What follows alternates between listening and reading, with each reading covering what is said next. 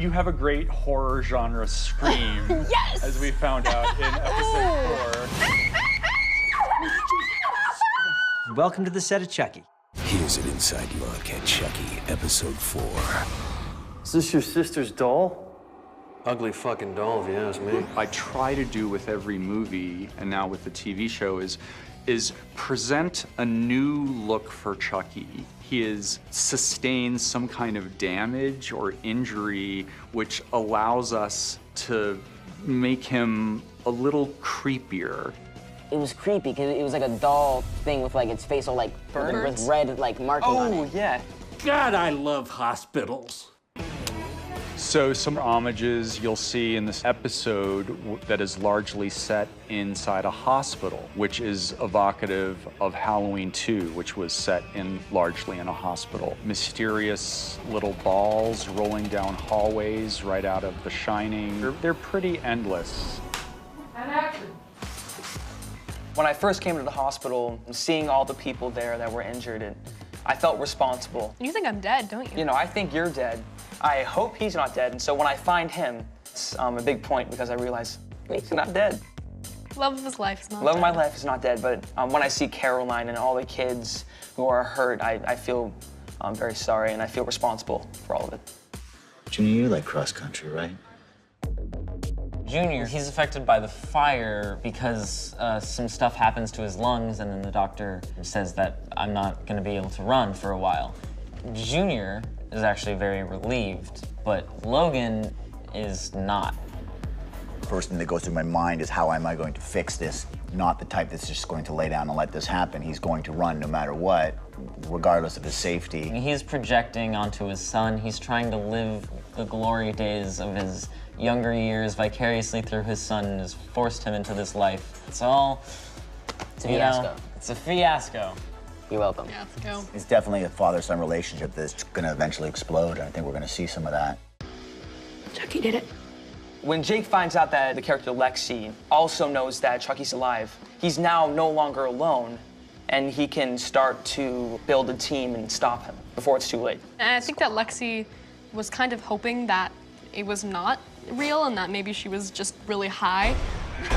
But then when Jake confirms it, it just completely blows her mind. And this is something real that's happening to her for the first time. And she really needs to step up to the plate and help him because he doesn't have anybody else. And I think it honestly takes the weight off your shoulder a lot because you've been carrying around this secret for so long. Now you have somebody else. Yeah.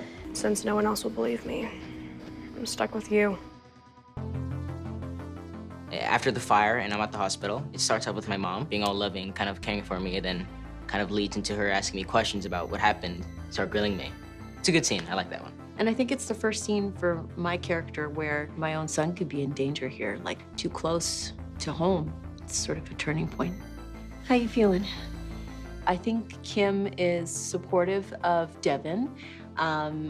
She is a bit worried about him because she feels that he's sort of falling into the wrong crowd with Jake. Kind of switch between detective and mother, and it's kind of like drawing for me. It's like blurred lines between being a mother and being protective of my son, and then also having this role, this professional role. You're going to blame everybody but yourself. Just back off a second, okay? There's a whole Big Little Lies aspect to the TV show. In the show, Chucky, he doesn't merely murder people, although he does plenty of that, but he also does a lot of psychological manipulation. So when we see Chucky poisoning relationships between friends, between married couples, it's a brand new way of seeing how this iconic villain can wreak havoc on people. Okay, we're all monsters, really. Deep down, we all have a monster in us. Chucky, he's on a crusade to bring the monster out in everybody. The methods by which I come up with murder scenes, I mean, I think it's all over the map. Chucky, on the one hand, he operates in a very conventional way. He's got his knife, and people love to see him do his thing with his knife. But at the same time, one of the things we've done with the franchise is we're constantly trying to be creative with those kinds of things. Yeah! Forcing your son to compete so you can relive your glory days, it's not parenting, Logan. It's pathetic.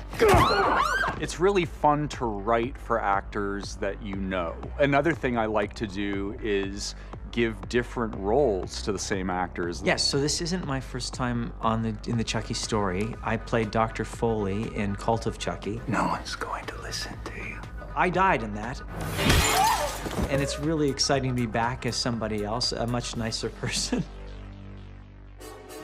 Zach and I got to film this really fun scene. I love doing stunts, and I always am super excited to do stunts. Don put this scene in where it's kind of an homage to North by Northwest. We are hanging. We actually had a stunt coordinator come in the day before. It was just insane. It was so cool. We got to do a few stunt rehearsals, and Lexi falls through the railing at her house, and he has to catch her.